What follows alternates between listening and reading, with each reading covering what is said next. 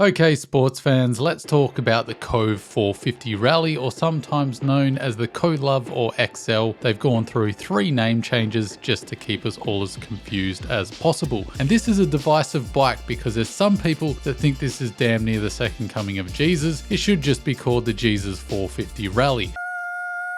On the other side of it is the tinfoil hat and armadillo helmet wearing people thinking that this bike is some kind of elaborate Chinese psyop. So is this thing the unicorn we've all been waiting for, or is this just a pony with a sword strapped to its head? And does this Cove 450 Rally bike announce China's arrival into the Western market as a legitimate motorcycle manufacturer, or is this just another in a long line of unreliable and cheap and badly made Chinese motorcycles? You might be scratching your head saying, what the hell is a Cove? Well, Cove is a Chinese motorcycle brand founded in 2017 and run by a CEO who is a former semi-pro MX rider. Right out the gate, motorcycle enthusiasts are running the show, so that's a very positive sign. Not so positive for a lot of you is the red flag that it's made in China. Obviously, there's been some quality control issues over the years with a lot of Chinese motorcycles, so it does have that hurdle to overcome.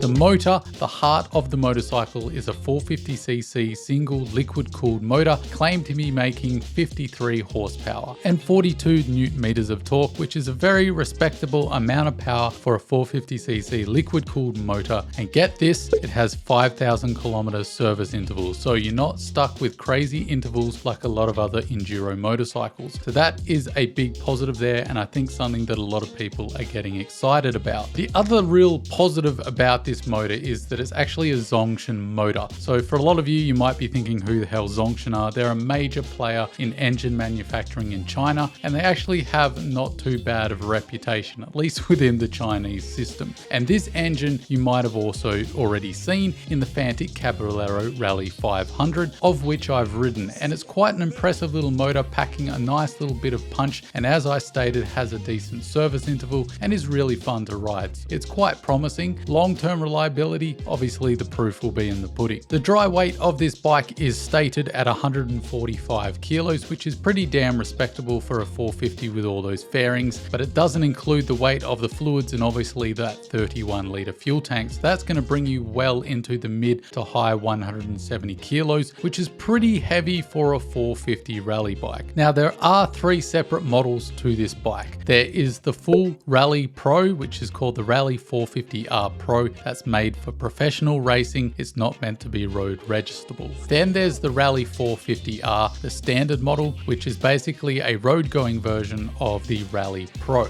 And the third model in the lineup is the Rally 450L. The L stands for the lower model. It's for you shorties out there so that you can still get a leg over. Now the forks themselves and the rear suspension are listed as KYB with a question mark. So that isn't exactly instilling confidence that not even the people selling the bike know what the suspension is yet, but let's assume that it's KYB. So up front for the Rally Pro model and the regular Rally road going version, so that's the 450R Pro and the 450R, they have 305 millimeters of travel up front and 300 mils of travel at the rear, and that yields you 310 millimeters of clearance. The lower model has 260 mil of travel up front and 250 mil of travel at the rear. The ground clearance is 270 mils, so still very respectable.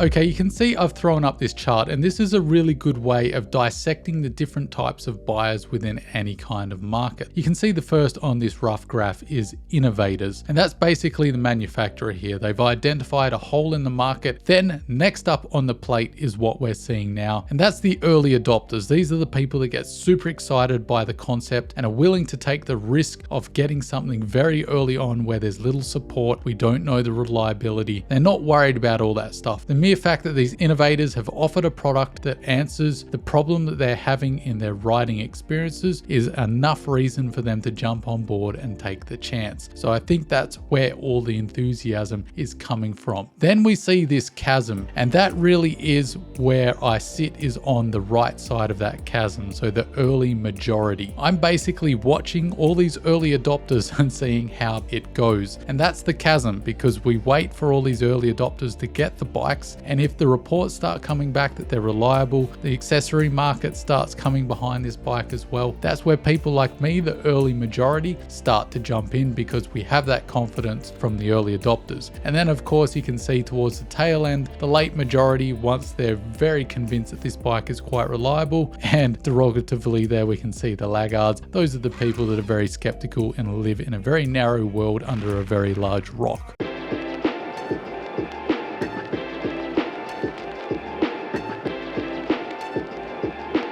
The real thing here that would convince you if you're looking at a 450 rally bike is the price. I'd guess by time it's on sale, it's probably creeping up to 20,000, maybe a bit over. But when you compare that to the other offerings for 450 rally racing, like the KTM 450 EXC over the counter with the rally kit, you're looking at almost 60,000 Australian dollars. So you could buy 3 of these buggers, and really might mean the difference between you getting into the sport and you thinking it's too expensive. If you're thinking about getting into rally racing, this might be your only option in the affordable market. If you're doing long distance riding, say you're heading to the Simpson Desert, this being relatively light, having a huge amount of fuel capacity and decent service intervals, those big remote rides, this bike is really going to excel at, assuming that it's reliable, and we have no way of telling yet. Or maybe you're just a regular rider, you're sick of your dual sport not having any wind protection, and you want a little more power than say your CRF 300 Rally, and this bike really is going to answer that call as well.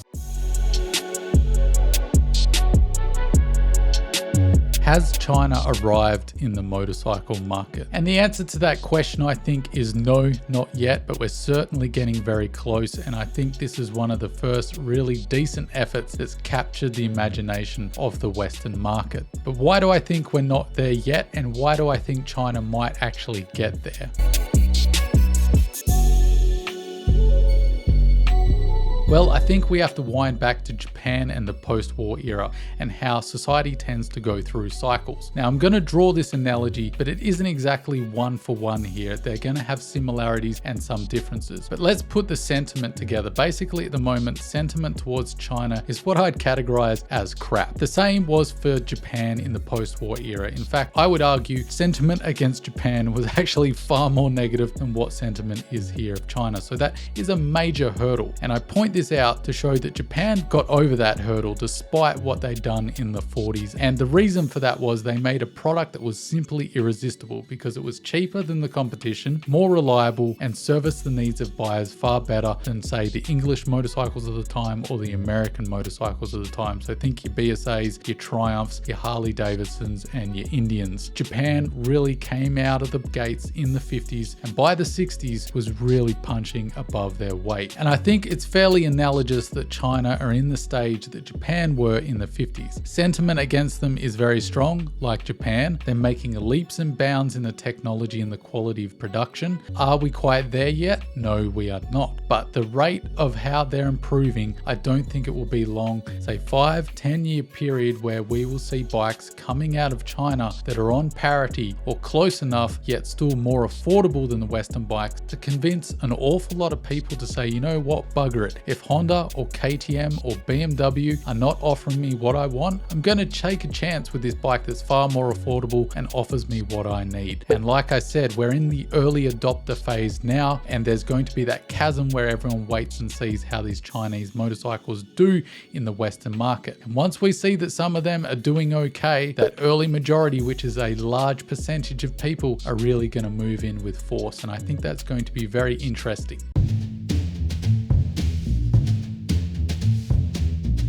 One of the real things that scared me straight out of the gate was getting information on this bike. Depending on the website and depending on the country, the specifications do not all line up. It's very hard to get solid information on this motorcycle. The other thing, which seems like a small thing, is the quality of the websites. There's also the dealership experience that you've got to consider. How many of those GPX dealers or Cove dealers do you see? Probably zero. So how hard is it going to be to get this bike serviced? It might be quite difficult to get parts. How hard is it going to be to get in contact with this company to get the parts that you need in a timely fashion or at all? Reliability is also one of those things that isn't quite clear. Yes, we've seen the motor in the Fantic 500 Caballero Rally. We haven't seen how this motor performs in serious off-road riding, so this bike will be getting a whole lot more dust and see just basically a harder life. So the longevity of this motorcycle engine, as well as all the components bolted to it, is a big unknown. And on the back of that reliability question is the problem that you just don't know the common faults of the bike yet. Now, I can already hear some of you headbutting your keyboard saying, Solid, 3 of these bikes were enrolled in the Dakar and all 3 of them made it to the end this year. And I would say, yes, congratulations to Cove, that is quite an achievement. But for the average Joe, we do not have a complete support team waiting for us at the end of every ride to make sure that nothing goes catastrophically wrong. So to answer my original question, is this the unicorn we've been waiting for? I do not think that this is the unicorn, at least not yet. Has the recipe down and correct. It's the back end that lets us down. The dealership, getting parts, the reliability question. So I think that it's got potential, but we're not quite there. We should be excited to see how this bike goes. Pay attention to the early adopters and how they find it. Those are my thoughts on the Cove 450 Rally. I'd love to know yours as well. Are you one of those early adopters? Are you already all in? Or are you one of the laggards who will be skeptical to the day you die? I'd love to know what you think about this bike, so chuck them down below. And until next time, don't forget to stay shiny side up, and I'll see you in the next one.